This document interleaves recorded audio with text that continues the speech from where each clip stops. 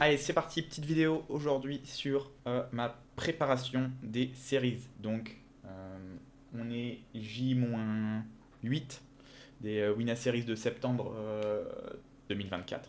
Donc peut-être que vous tomberez sur cette vidéo plus tard, hein, évidemment. Mais en gros, le thinking process est le même. D'ailleurs, je vous mettrai à disposition ce doc dans la description et il sera renouvelé, je le renouvellerai à chaque fois qu'il y a de nouvelles séries. Donc si vous tombez sur cette vidéo avant d'autres séries, bah, tout sera dans la description. Pourquoi je vous fais cette vidéo?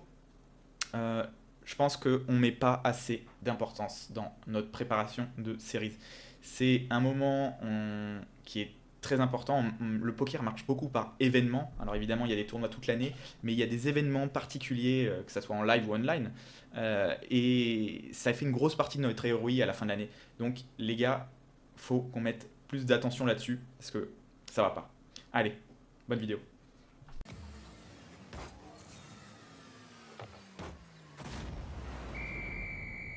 Les gars, ça va pas. Ça va pas. À chaque série, à chaque fois, c'est la même histoire. Je vois des gars, qui ça soit au milieu ou à la fin des séries, qui sont en PLS, qui sont limite en pleurs, qui sont en train de tilter, qui sont en train de whine tout le temps, qu'ils ont pas de chance, etc., et que c'est dur à la vie. Les gars, vous jouez trop cher.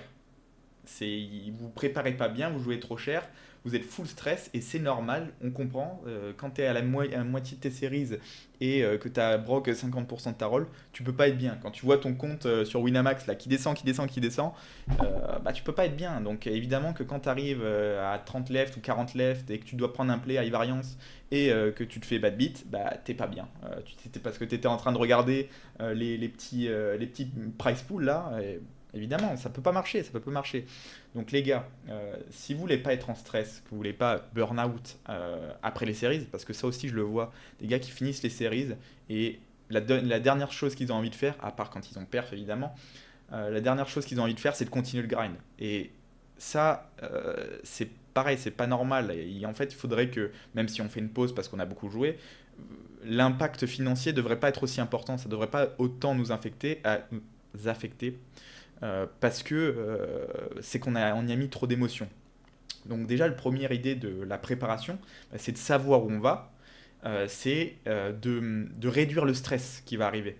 Parce que, en fait, si on n'est pas préparé à ça, ça ne peut pas fonctionner. On ne peut pas jouer un jeu optimal, et c'est ce qui nous intéresse en fait pour les séries, c'est jouer un jeu optimal.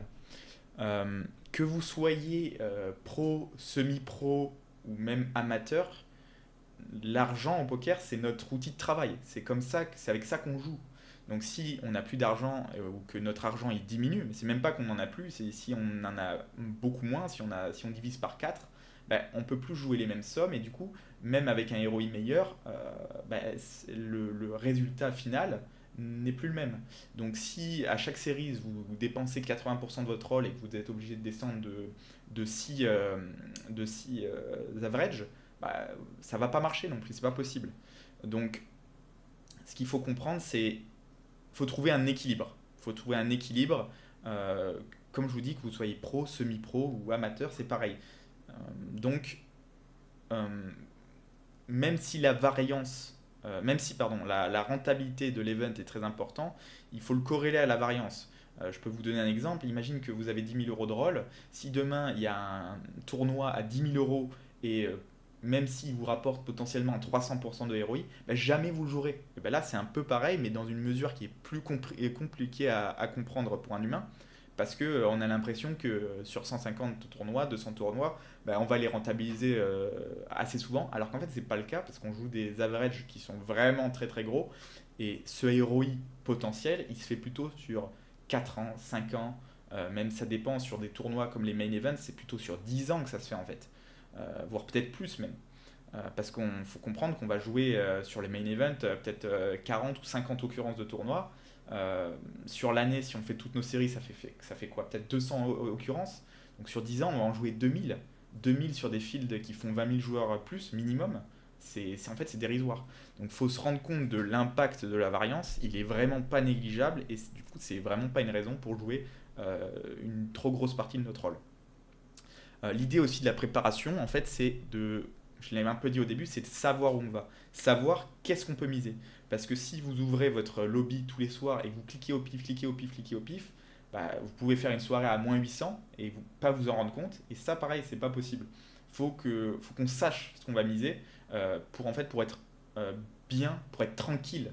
C'est-à-dire que pendant la session, on n'est pas en train de stresser.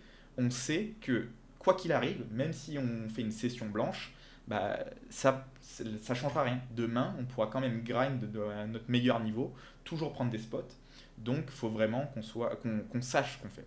La préparation en amont, c'est la plus grosse partie du travail. C'est là que le doc est le plus important. Après, on en parle après, c'est comment ça va se passer pendant les séries. Mais en gros, le plus gros du travail, il se fait sur la préparation. Donc, c'est là qu'on vient ce doc que je vous ai préparé. C'est pas le doc officiel avec les TF. Ça, normalement, on le retrouve quelques jours avant les séries, l'accès au TF. Je vous le mettrai d'ailleurs aussi en description. Celui-là, c'est juste un doc perso que vous allez pouvoir modifier avec juste toutes les. Enfin, c'est juste. Comment dire, tous les tournois sont recensés. Donc vous allez pouvoir faire votre choix, votre sélection, et chaque soir, du coup, vous aurez les tournois que vous avez. Oula, excusez-moi. Et du coup, chaque soir, il y a les tournois que vous allez jouer. Donc, le doc, il se situe avec trois parties, Event, Main Event et Total. Donc, Event, Main Event. Et le Total, en gros, ça, vous n'allez pas le bouger. Ça va juste vous donner des indications sur ce que vous êtes en train de faire. Donc, ça se mettra à jour avec ce que vous allez rentrer là-dedans. Donc, qu'est-ce qu'on fait? Ça, je vous le partagerai. Il sera juste en visuel possible pour pas que tout le monde puisse le modifier. Vous faites juste fichier, créer une copie. Voilà, pour l'exemple, je vais vous montrer. Donc, on va créer une copie. Et voilà. Donc, Event, Main Event. Le premier truc à définir quand on se prépare, c'est savoir combien on va miser. Donc là, pareil, il n'y a pas de règle, c'est très dépendant de vous. Donc, je peux vous donner des conseils là-dessus, mais je ne peux pas vous dire ce que vous devez faire. Ça va dépendre de vous. Donc, les critères à prendre en compte, ça va être déjà votre rôle, évidemment. Donc, imaginons qu'on a 20 000 de rôle, bah, c'est pas du tout la même chose que si on a 2000. Donc, là, les deux personnes vont pas jouer la même chose, évidemment. La deuxième chose, c'est votre situation. Si vous êtes un joueur professionnel et que du coup, avec cet argent, vous allez devoir payer votre loyer, c'est pas du tout la même chose que quelqu'un qui aurait un mi-temps à côté ou même que le poker soit son travail et que du coup, la perte sur les séries n'impacte pas. Ça impacterait juste son futur de son grind, mais ça n'impacte pas sa vie. Donc évidemment, pour ces deux personnes, le choix va être complètement différent. Après, il y a un autre truc à prendre en compte, c'est trop sous-estimé, c'est le côté émotionnel. Ça aussi, on peut entendre plein de choses, mais ça va dépendre de vous.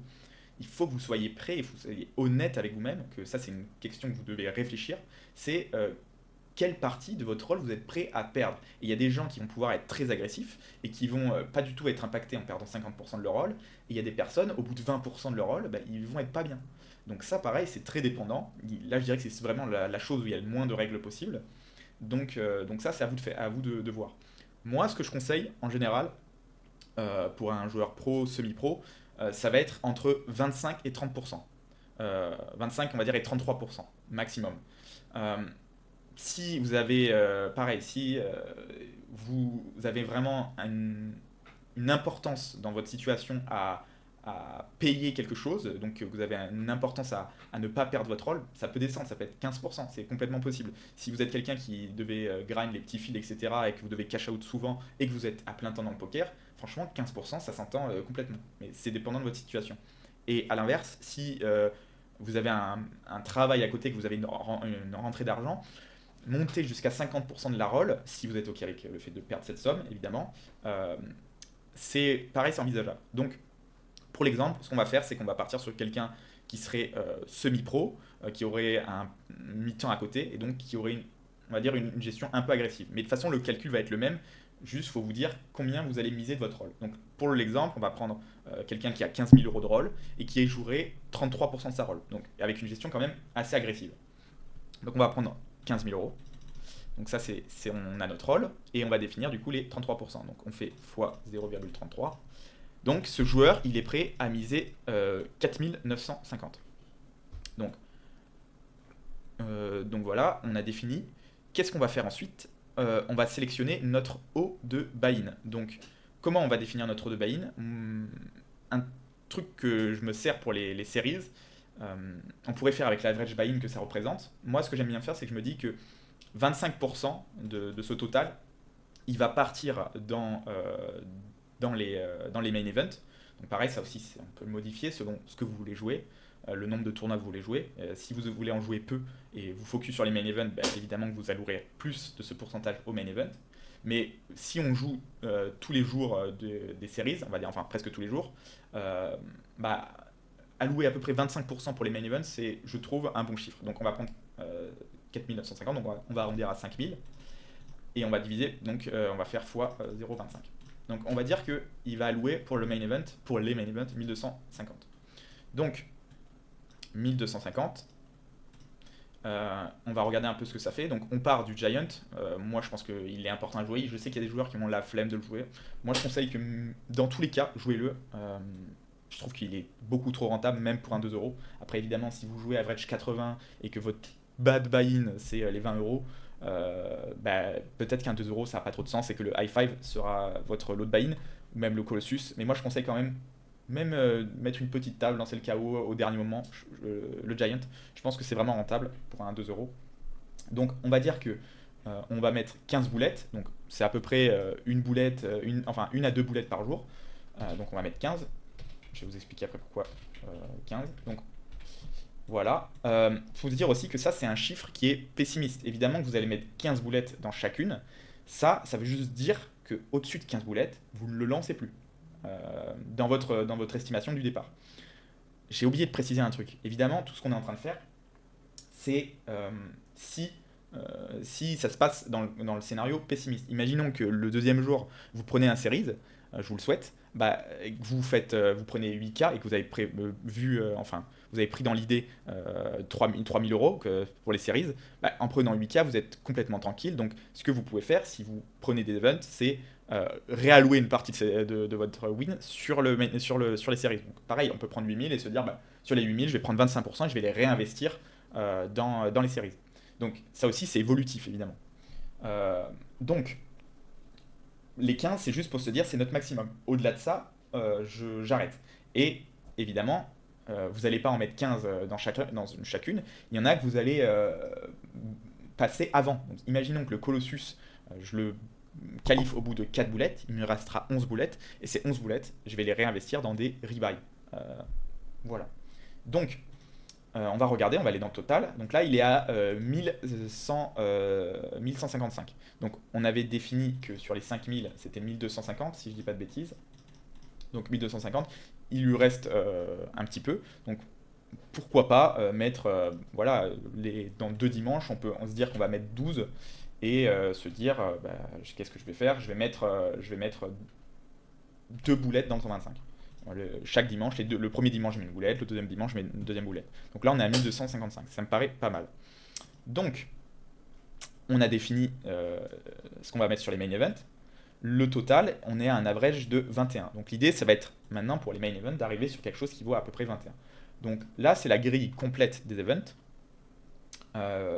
Sachant que ça prend en compte tous les events et les multi-day et les day 2 et day 3. Donc il y a les day 2 qui sont compris dedans. Donc là par exemple le mini high roller, il y a le day 1V, donc ça rajoute une occurrence. Il y a un peu moins que 350. Alors j'ai oublié d'enlever les rebuys, ça on en discute juste après. Donc il y a un peu moins de 315 events, mais avec les day 2 et les day 3, bah, ça donne 315. Donc première chose qu'on va faire, on va enlever tout ce qui est hors buy-in. Donc notre haut de buy-in en event c'est le 125. Donc on peut se dire que si ça se passe en standard, il y a peu de chances qu'on ait envie de jouer des 100, ou alors ça sera genre vraiment les plus beaux 100. Donc on va trier de A à Z. Le high roller, donc les 1000, les 250, ça on peut enlever, les 200 aussi. On peut se poser une petite question sur les 100, parce qu'on voit que là le high roller il est assez joli. On peut dire qu'on va mettre une boulette sur un des 100. Voilà, je vais me dire juste. Alors, on va enlever les day 2 déjà. Day 2, day 2, day 2. Mini roller, day 3, ça on enlève. Tous les autres 100, on va les enlever. Mini roller, 1G. Alors, il y a deux mini rollers, donc attendez. Ce que je vais faire, c'est juste que je vais prendre un tournoi. Voilà. On va prendre le 300K. Et on va enlever tous les autres. Bon, on va en laisser un. Au moins, vous me comprendrez. Ça c'est pas exactement parfait. Mais l'idée, c'est juste de vite enlever les 100. Donc, on enlève les 100. On se laisse une boulette sur le 100, ça me paraît pas mal. Je vois pas trop de raison d'en mettre plus parce que si on en met plus, ça veut dire qu'on a assez pour jouer les 100, les 100. Donc je préférais à ce moment-là mettre dans le 125 si je devais choisir. Euh, on va maintenant, on va dire que à part le 100 et le 125 qui sont, au final, on met que 3 boulettes là-dedans, il va falloir qu'on améliore un peu aussi les 50. Donc, on revient là, parce que évidemment, les 50, on peut pas tous les jouer. Parce que là, si on va regarder un peu, on a enlevé le total, on est à 5500. Sachant que nous, on doit viser donc 5000 moins 1220, 1250. Hop là. 5000 moins 1250, on doit viser 3750. Donc 3750, on va prendre ça, on va trier les niveaux et on va enlever les niveaux, on va enlever les 50 qui sont fast. Donc en vrai, je pense qu'on peut même les enlever sur les 20 euros, étant donné. Tac, je vais faire ça. Étant donné. Pourquoi j'ai fait ça, c'est une petite manip. J'ai d'abord trié les euros en euros et après je trie sur le temps. Ça me permet d'avoir la double sélection. Ça les a retriés deux fois, donc ils sont double triés. Là on voit que ça part de 10, après des 20, sur les 2 minutes 30, après les 50. Euh, du coup, ce que je voulais dire, c'est que les 50, c'est principalement notre haut de buy-in. Donc en vrai, enlever des turbos sur les 20 euros, ça se fait, c'est envisageable. À part si vraiment vous aimez les tridents et que c'est quelque chose sur lequel vous avez bossé. Je pense que enlever des 2 minutes 30 comme ça, surtout qu'ils ne sont pas super agréables à jouer dans notre grille, étant donné que le format est quand même bien différent. C'est-à-dire que ça va être très rapide. euh, voilà. Donc je vous déconseille de les lancer en dessous de vos, on va dire votre troisième buy-in. Donc imaginons que vous jouez les 20, je vous déconseille de les jouer sur les 20, les 10. Donc, vous pouvez commencer à les jouer sur les 5. Mais après, ça pareil, c'est personnel. Donc on va enlever tous les turbos 50. 50 et 20. Voilà. On enlève. Donc quand vous enlevez, enlevez bien toute la ligne. Parce que évidemment, dans le total, il y a des choses qui sont prises par rapport aux lignes. Donc on enlève ça. Un autre truc auquel je pense maintenant, à chaque fois j'oublie, on peut enlever, personnellement, je joue pas les autres variantes, donc j'enlève le head game. Je vais enlever le PLO. Voilà, PLO ici, il y en a un. Normalement, il devrait être trié après. PLO, PLO. Donc, on va regarder. Je vais peut-être en louper, mais c'est pas très grave. Je crois qu'ils sont à la fin. Voilà, tous les PLO, ils sont là. Donc, moi, j'enlève les PLO, évidemment. Si vous voulez jouer du PLO, bah, vous n'enlevez pas le PLO. Ça me paraît assez logique. Il y a les one time KO aussi. Ça, pareil, c'est du 8 minutes sur le day 2, mais franchement, c'est des gros fields très rapides sur le premier day. Je vous déconseille de les jouer sur vos hautes limites. Là, on pourrait dire que peut-être les 20, ça peut se considérer. On va déjà enlever les 50, ceux-là, et on va voir, on va faire le pont après. Mais franchement, c'est quelque chose qu'on peut enlever aussi, hein, parce que c'est quand même très high variance. Même s'ils sont très rentables, c'est quand même très high variance. Donc, l'idée, ça va être d'enlever les price pools des 50 qui sont les moins jolis. Donc ça, je vais d'abord je vais enlever encore les derniers turbos des 50. Tac, donc là je l'ai mal fait. Donc même j'ai enlevé les 2 minutes 30, mais on peut aussi enlever les 5 minutes hein, sur les 50. Tac, ici. Alors où est-ce qu'ils sont les 5 minutes? Ils sont là. Donc ça commence. Dans les 4 minutes aussi on peut enlever. Les 3 minutes, ouais, là il y a les 3 minutes, c'est quand même, pour notre road buy-in, ça reste quand même très turbiche. Donc on enlève les 50, on enlève là, sur les 20 euros, on va laisser pour l'instant. On va enlever les 50, alors des 4 minutes, il n'y en a pas. On va enlever du coup les 5 minutes et je pense qu'après ça sera pas mal. Tac, tac, tac. Voilà. Alors là, il y a un Six Max Mystery 120. Je vais quand même pas l'enlever, même si c'est un turbo, parce qu'il y a quand même un beau price pool dessus. Euh, on va enlever ça. Voilà. Donc là, je vais jeter un œil sur combien ça fait. Donc on est à 3486. Donc on va juste finir en enlevant les price pools les plus faibles. Donc on va regarder sur les 10 000 s'il y a des 50. Donc là, il y a un 100 000 parce que c'est trié par 1, 1, 1. Donc il y a d'abord tous les 1. On va regarder sur tac, tac, tac. Donc 50 550. Tac, tac, tac. Donc voilà, là il y a un 6 max, même si c'est un 9 minutes, bon c'est 30 000, je pense que vraiment ça sera pas ce qu'il y a de plus joli à jouer. Donc on va enlever ça. NL, celui-là aussi on va enlever 40 000. Ah, après c'est un 11 minutes, il est quand même très long, donc pourquoi pas. Là il y a un... Non ça va, ça va. 9 minutes. On regarde s'il y a des choses qui sont pas très belles. Je commence juste... En gros là l'idée, c'est on est proche, on va essayer de commencer à bien trier, de bien regarder ce qui est joli ou pas. Donc, comment on définit si c'est joli? C'est d'abord le temps de niveau, ensuite le price pool, et ensuite après la variante du tournoi. Donc il y en a qui sont moins jolis. Donc un show one par exemple. Non, le show one il peut être intéressant, mais un win the button ça va être quand même beaucoup moins intéressant si vous l'avez pas travaillé le format. Euh, les mystéries en général ils sont beaucoup plus jolis. Tout ce qui est monster stack, tout ce qui est freeze out, en général ça attire quand même moins les récréatifs. Donc en général ils sont moins jolis. Donc je dirais niveau price pool et après variante. La variante enfin le format du tournoi plutôt. Donc, ouais, ça me paraît pas mal. Donc, on n'a pas regardé. Est-ce qu'on est encore au-dessus? Je pense qu'on est encore au-dessus.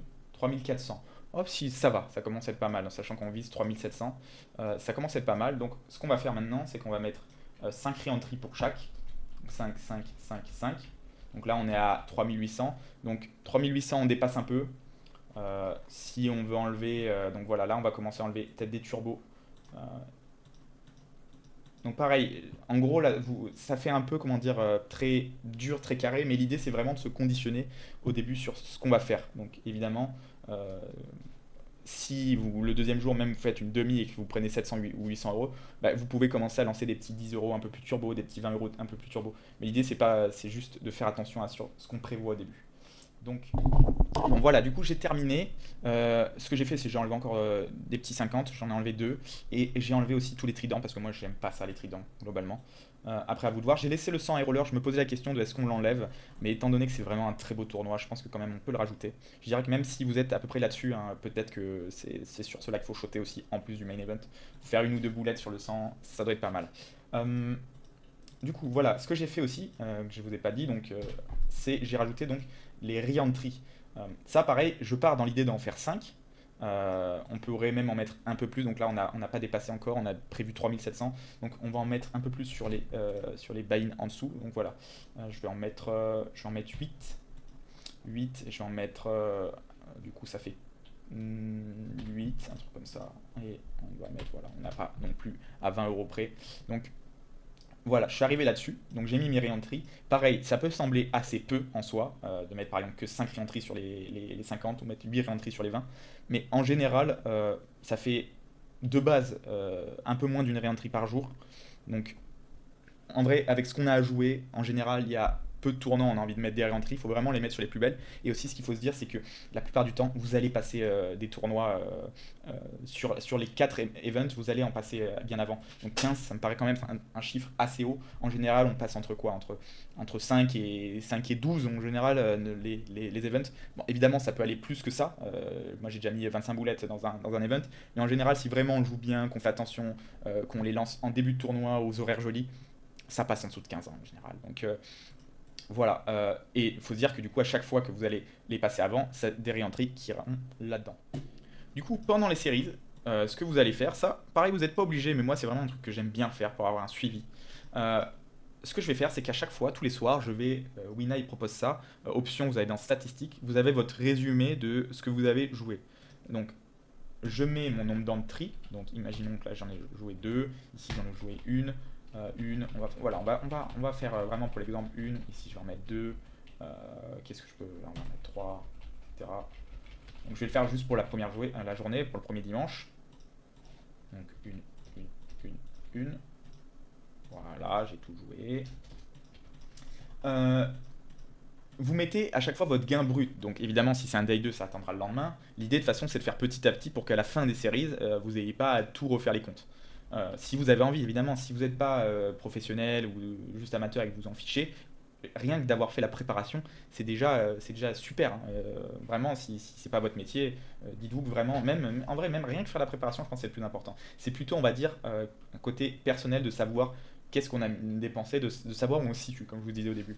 Donc vous allez mettre les gains bruts, donc là 15 par exemple, là on va dire 13, 11, là j'ai gagné 60, 62, voilà 72. Qu'est-ce qui va se passer? Donc vous faites pareil pour les main events. Donc moi ce que je vous conseille d'ailleurs c'est quand vous l'avez qualifié, vous mettez une petite couleur comme ça. Vous mettez donc là quand vous avez défini ça après, vous enlevez. Ça c'est pour la préparation en amont. Vous mettez le nombre de boulettes que vous avez mis là-dedans. D'ailleurs en vrai je vais le rajouter, ça me fait penser que ça peut être pas mal de rajouter un petit prévision. Donc sur le doc vous l'aurez là le petit prévision. Donc vous pourrez mettre le nombre de boulettes que vous avez prévu les mettre là-dedans et voir si vous en êtes. Donc vous mettez vos nombres de boulettes, etc. que vous avez lancé.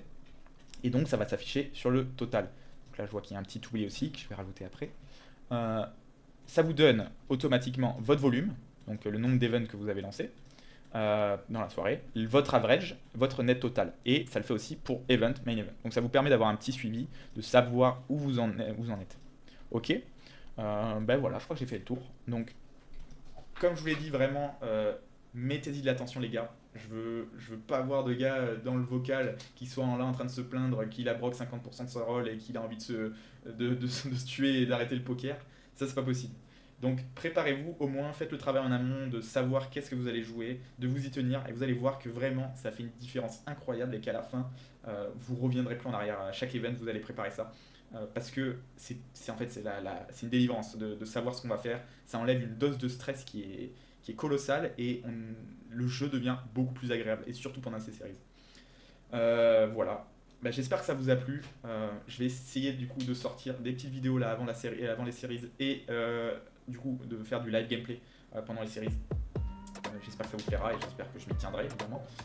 Et puis bah, moi je vous souhaite de bonnes séries, une bonne soirée, une bonne fin de journée, une bonne journée, je sais pas si vous regardez. Et puis good luck au table les gars. À plus.